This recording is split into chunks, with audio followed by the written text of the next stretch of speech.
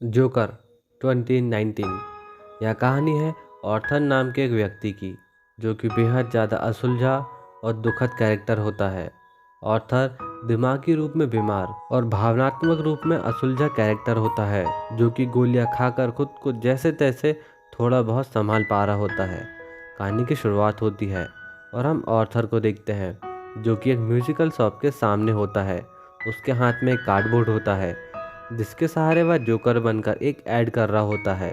लेकिन कुछ बच्चों को यह सब पसंद नहीं आता है, तो वे ऑर्थर से कार्डबोर्ड छुड़ाकर भागने लगते हैं। वे उसे परेशान कर रहे होते हैं। ऑर्थर भी उसके पीछे दौड़ता है। तभी वे सभी मिलकर उसे घेर लेते हैं और उसे पीटकर वहां से चले जाते हैं। और इसी दौरान वह कार्डबोर्ड को भी तोड़ देते हैं। और उस समय ऑर्थर की हेल्प करने के लिए वहां पर कोई मौजूद नहीं होता है। वह असहाय वहां पर पड़ा होता है। अगले दिन हम ऑर्थर को एक डॉक्टर के सामने देखते हैं, जहां उसका रेगुलर इलाज चल रहा होता है। वह एक सरकारी डॉक्टर होता है और वह उसकी ज़िंदगी में चल रही सारी बातें डॉक्टर से करता है और दवाइयाँ लेकर वहां से वापस निकल पड़ता है। ऑर्थर बस में बैठकर घर जा रहा होता है। तभी उसके सामने एक छोटा सा बच्चा बैठा होता है, जिससे वह हंसाने के लिए थोड़े एक्ट करता है और वह हंसने भी लगता है। लेकिन उसकी मम्मी को यह सब ठीक नहीं लगता है, इसलिए वह ऑर्थर को डांट देती है। यह बात ऑर्थर को ठीक नहीं लगती है। यह बात उसे बुरी लगती है। इस कारण वह जोर जोर से हंसने लगता है। तभी आर्थर एक कार्ड निकालकर उस लेडी को देता है, जिसमें लिखा होता है कि मेरी हंसी पर कृपया ध्यान ना दें। यह एक मेडिकल कंडीशन है, जिसके कारण मैं लगातार बिना रुके हंसने लगता हूँ, भले ही मैं कुछ भी फील कर रहा हूँ। इसी कारण मैं हंसने लगा था। उस लेडी की बात ऑर्थर को हर्ट करती है और इसी कारण वह हंसने लगा था। और उसके जीवन में ऐसा कुछ भी होता है जो कि उसे दिल से हर्ट करता है और आर्थर उसे फील कर रहा होता है, तब वह हंसने लगता है। आर्थर गौतम सिटी में रहता है, जहाँ के हालात ठीक नहीं होते हैं। वहाँ भीषण बेरोजगारी, भुखमरी होती है। वहाँ के हालात ठीक नहीं होते हैं। अमीर जनता गरीबों का शोषण कर रही होती है और उनकी सुनने वाला वहाँ पर कोई नहीं होता है। आर्थर अब अपने घर पहुँचता है। उसकी फैमिली में सिर्फ उसकी माँ होती है, जिसे वह बेहद चाहता है, बेहद अच्छे से रहता है। आर्थर की ज़िंदगी बड़े ही उतार चढ़ाव भरी रही हो, लेकिन वह दिल का काफ़ी अच्छा इंसान होता है। उसका एक सपना होता है कि वह बड़ा होकर एक स्टैंड अप कॉमेडियन बने, एक बेहद बड़ा स्टैंड अप कॉमेडियन। आर्थर वहाँ का एक मशहूर कॉमेडियन मरी का एक बेहद बड़ा फ़ैन होता है और वह हमेशा उसके शो देखा करता है और कई बार वह उनके शो पर जा भी चुका होता है। आगे हम देखते हैं कि आर्थर न केवल दिमागी रूप में बीमार होता है, बल्कि वह दुबला पतला और बेहद कमज़ोर भी होता है और उसकी माँ को इस बात की चिंता भी होती है। आर्थर जब भी अपने घर वापस आता है, तो वह सबसे पहले अपना मेल बॉक्स चेक करता है कि कहीं उसमें थॉमस वेन के मेल तो नहीं है, जिसके बारे में उसकी माँ हमेशा उससे पूछती है। थॉमस वेन इस शहर का बेहद बड़ा अमीर आदमी होता है, जिसके पास आर्थर की माँ ने कई साल काम किया होता है। वह उसे बेहद अच्छे मानती है, इसलिए उसे हमेशा मेल करती है और उसे अपनी पूरी स्थिति के बारे में लिखती है। और उसकी माँ को हमेशा लगता है कि उनकी इस हालात के बारे में सुनकर वह उनकी मदद जरूर करेगा। लेकिन आर्थर का मानना होता है कि वह अमीर आदमी आखिर इनकी मदद करेगा ही क्यों। और उसी समय वे न्यूज़ में देखते हैं कि थॉमस वेन मेयर बनने के लिए इलेक्शन पर खड़ा हुआ है। आगे आर्थर अपने साथियों के साथ होता है। तब हम उसके एक फ्रेंड रैंडॉल को देखते हैं, जो कि आर्थर के साथ हुए हादसे पर उसे समझाता है और ज़बरदस्ती उसे एक गन दे देता है और उसे हमेशा अपने पास रखने को कहता है, ताकि वह खुद को सेफ रख सके और खुद की रक्षा कर सके। आगे आर्थर का बॉस उसे अपने पास बुलाता है और कहता है कि उसके पास उसकी एक शिकायत है, क्योंकि उसने ऐड किए हुए बोर्ड को अब तक वापस नहीं लौटाया था और अगर वह बोर्ड को वापस नहीं करता है तो इसके पैसे सैलरी से काट लिए जाएंगे। लेकिन आर्थर बॉस को समझाने की कोशिश करता है कि उसके साथ एक हादसा हुआ था, जिस कारण से वह बोर्ड टूट चुका था। लेकिन बॉस को इससे कोई लेना देना नहीं होता है, उसे सिर्फ पैसों से मतलब होता है। इस समय आर्थर को लग रहा होता है कि उसके साथ हुए हादसे के कारण उसका बॉस उस पर सिंपैथी दिखाएगा, लेकिन ऐसा नहीं होता है। इसका ठीक उल्टा होता है और यह बात आर्थर को काफ़ी हर्ट करती है, जिसके कारण वह काफ़ी गुस्से में होता है। वह लौटकर वापस घर चला जाता है और हमेशा की तरह सबसे पहले मेल बॉक्स चेक करता है और लिफ्ट के सहारे वह रूम पर जा रहा होता है। तभी उसे एक लड़की जिसका नाम सूफी होता है, वह अपनी बेटी के साथ होती है।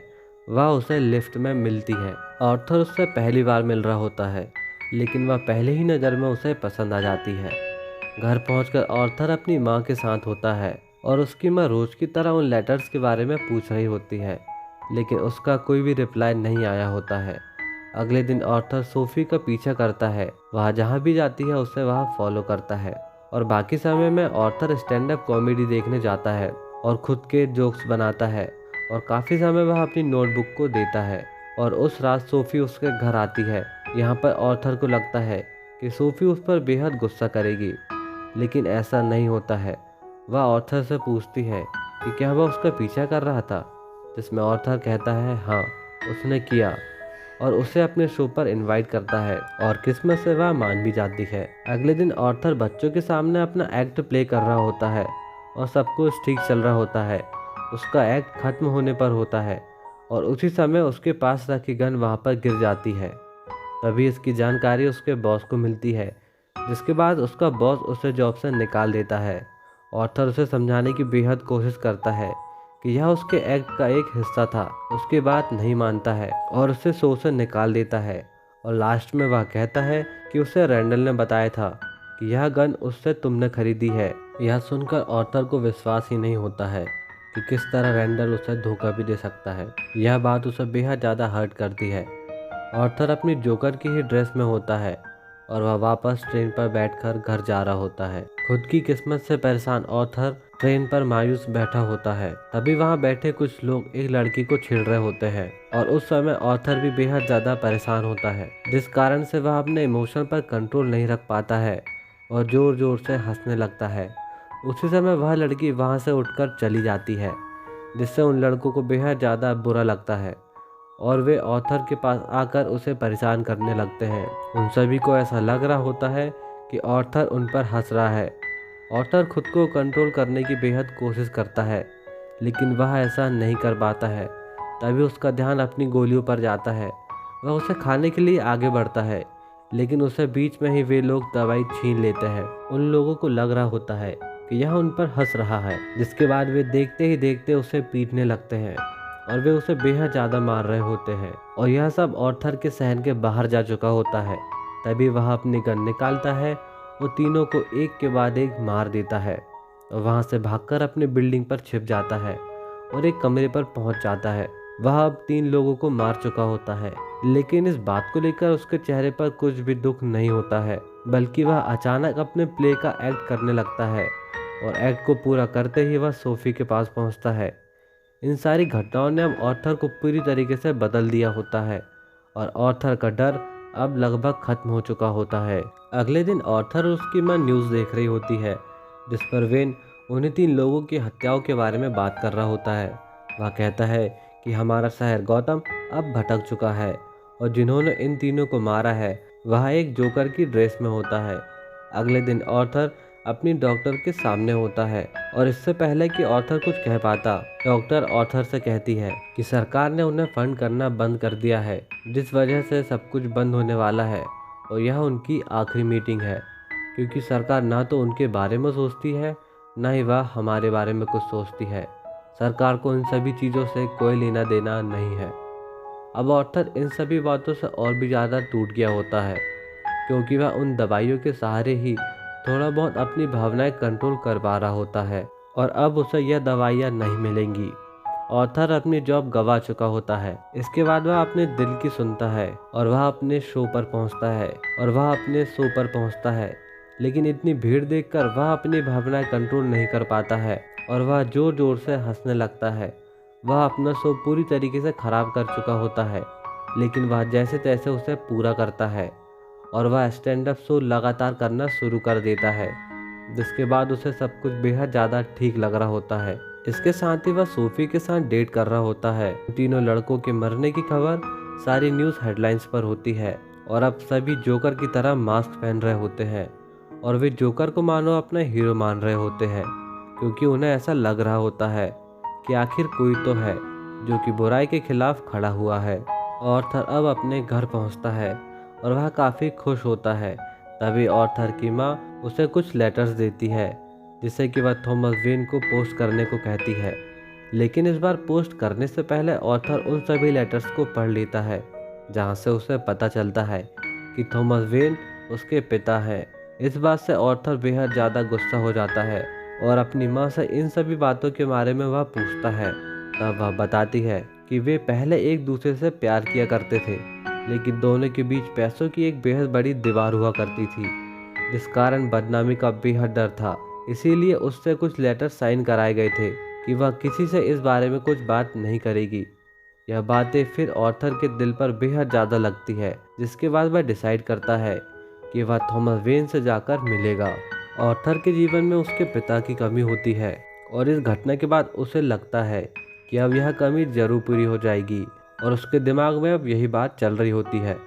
वह एक न्यूज़पेपर देखता है जिसमें वेन की एक फ़ोटो होती है, जिसे काट कर वह अपने पास रख लेता है। वह वेन के घर के सामने पहुंचता है जहां उसे ब्रूस वेन नाम का एक लड़का मिलता है जो कि वेन का ही बेटा होता है, जिससे वह हंसाने के लिए कुछ एक्ट करता है जिससे कि वह काफ़ी खुश होता है। तभी एक आदमी वहां पहुंचता है और वह ऑथर से वहां आने का कारण पूछता है। तब वह बताता है कि वह थॉमस वेन से मिलने आया हुआ है। उसकी माँ, जिसका नाम पेनी फ्लैक है, जो कि पहले यहाँ काम किया करती थी और उनके बारे में वह सब कुछ जानता है। वह थॉमस वेन का बेटा है, लेकिन वह आदमी कहता है कि ऐसा कुछ भी नहीं था, बल्कि वह औरत पागल थी। यह बात ऑथर को हर्ट करती है और उसे बेहद ज़्यादा गुस्सा आ जाता है, जिसके बाद वह वहाँ से चला जाता है। और ऑथर जैसे ही अपने घर पहुँचता है तो वह अपने घर के बाहर एक एम्बुलेंस पाता है जिसमें पेनी को हॉस्पिटल ले जाया जा रहा होता है, क्योंकि उसे एक अटैक आया हुआ होता है। ऑथर फिर से और भी ज़्यादा परेशान हो जाता है। वे हॉस्पिटल पहुंचते हैं। ऑथर हॉस्पिटल के बाहर बैठा होता है और वह परेशान होता है। तभी दो पुलिसमैन वहां पे आते हैं और उस ट्रेन में हुए हादसे के बारे में उससे पूछते हैं, जिस पर ऑथर उनकी सारी बातें को इनकार कर देता है। ऑथर हॉस्पिटल में अपनी माँ के साथ होता है और वह मरी का शो देख रहा होता है। तभी मरी ऑथर की शो की एक वीडियो क्लिप चलाता है और उसकी बेइज्जती करता है, उसका मजाक उड़ाता है और वह कहता है कि कुछ लोग को कॉमेडी करना नहीं आता है, फिर भी वे कॉमेडियन बनना चाहते हैं और उन्हें लगता है कि वे लोगों को हंसा पाएंगे। और तभी वह कहता है कि तुम कोई फनी नहीं हो।